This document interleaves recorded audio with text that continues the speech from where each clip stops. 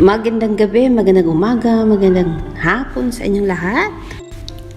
Alexander Lexter Jules nagbabalik para sa update natin kay Maymay Entrata.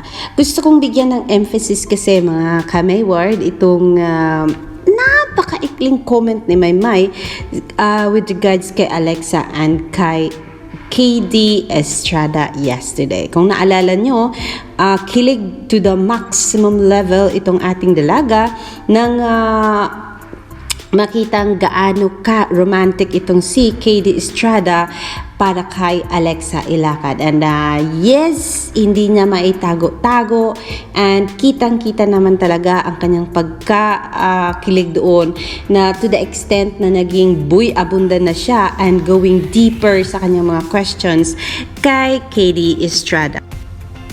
Yung tawang napaka-cute sa sobrang kilig ni Maymay Entrata na talagang ang sarap sa tenga. But yes, pakinggan natin uli ha. Halika na. Grabe Kasi parang kinikilig ako dun sa sing-sing eh. Wala, nag-trending eh. Sing-sing? Something that means a lot to me that reminds me of me. Mo. Okay, pero alam ko marami ka namang kaibigan, KD.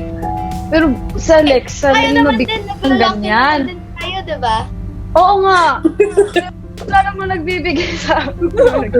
Pero hindi nga, KD. Alam mo naman, ang dami mong kaibigan. Tapos, bakit si Alexa lang? Meron bang more than friends ba? Ayun ang sabi ni Maymay, sa dami ng friends mo, bakit si Alexa? Ano ba ang feelings mo? Bakit ganyan? Bakit parang sobrang, syempre, just imagine na yung ring ay may sentimental value kasi galing sa kanyang nanay at ipinasa nga niya ito kay Alexa kasi ang purpose nga ni KD, di ba? Para maalala ni Alexa si KD habang nasa locked-in taping ang binata. Kaya ang point doon is kinilig si Maymay dahil sa singsing na bigay ni KD kay Alexa and was just trying to go deeper. Tama ba? Sorry po mga kamayward kasi ang sabi niya ang dami niyang friends pero walang nagbigay sa kanya ng parang gano'n naputol niya, di ba? Ang kanyang sinabi. Parang gustong sabihin, ano ba Maymay, handa ka na ba tumanggap ng isang singsing galing sa isang kaibigan na kinukonsidera kang more than friends?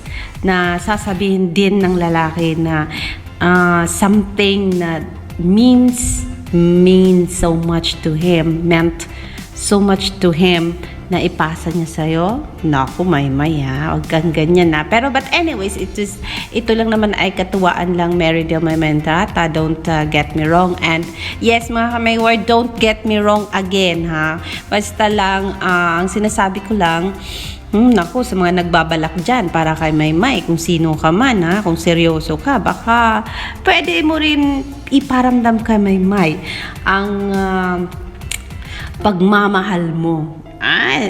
Pagka isipin natin na oo nga, nag-aaral si Maymay pero sabi ng mother niya, pwede na si Maymay gumawa ng desisyon para sa sarili niya, basta tama lang ang gagawin niya, basta syempre binigyan niya ng blessings na si Maymay. Naku ha, 24 na si Maymay, mga kamayward. So, di malayong one day, baka malaman natin na may magbibigay din sa kanya ng some kind of friendship ring.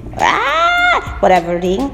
But then anyways, kung sino man niyang seryoso para kay Mayward na handang protektahan si Mayward at alagaan at talagang wants to keep Maymay for real and for forever and a day for good, nako, maghanap ka ng way paano mo pakiligin ng isang Maymay Entrata kasi nga kinilig siya sa ginawa ni KD kay Alexa. Yan lang muna ang ating update ngayong hapon and yes, some kind of reality mga guys. Let's face it, si Maymay ay hindi na bata, hindi na teenager, nasa tamang edad na siya. Of course, she knows her priorities, and alam natin na hindi siya basta-basta mag-decide sa kung ano ang pwede at hindi pwede for now, kasi alam natin na talagang ang priority ni Maymay ay schooling and pag-reach ng kanyang pangarap. So, malayo ang mangyaring bibitawan niya ito para sa isang romantic relationship. But yes, kung mangyari man yon, ako, malalaman din naman natin yan. At alam natin hindi pa mangyayari yan sa ngayon. Ang ibig ko lang sabihin sa taong nagpapasaya ng puso ni Maymay, sana huwag kang maunahan ng iba. Naiparamdam ka, Maymay, gaano siya ka-espesyal sa buhay mo at paano mo siya tinitreasure as being yung totoong Maymay Entrata, na walang hinahanap na kung ano-ano pa man, at yung isang lalaki na hindi i-change si Maymay kasi gusto niya ng isang perfect Maymay. Kasi kami, mga Mayward Flyers, tanggap na namin yan si Maymay. We know she got loads of wisdom to share, loads of love to share, not just to her family but to all the people na nagmamahal sa kanya. Kahit nga yung sabihin natin malayong fans na ni Maymay, sabi nga niya, siya ay sa self-respect niya, isang babae na kinukonsiderang hindi niya masaktan ang kahit sino man na nagmamahal sa kanya at minamahal niya. And that is Maymay Entrata. So, kung sino ka man na nagpapasaya sa puso ng aming si Meridel Maymay Entrata, naku sana kung gagawin mo yun, ipaalam mo din sa amin para kami din ay kiligin at para malaman namin na may nag-aalaga na sa isang Maymay Entrata. So, yan lang muna ang ating update. I don't want to drop any names sa vlog na ito. Ang sasabihin ko lang, kung sino ang nagpapasaya sa puso ni Maymay, make sure you are making Maymay the most special girl in the whole wide universe, especially Valentine's is coming to town, and it's just how many days away na lang at Heart's Day na. Sana ay mapafeel mo ka, Maymay, kaano siya ka-special sa buhay mo. Alexander Lexter Jules, I will see you mga ka-Mayward sa aking next update. Bye!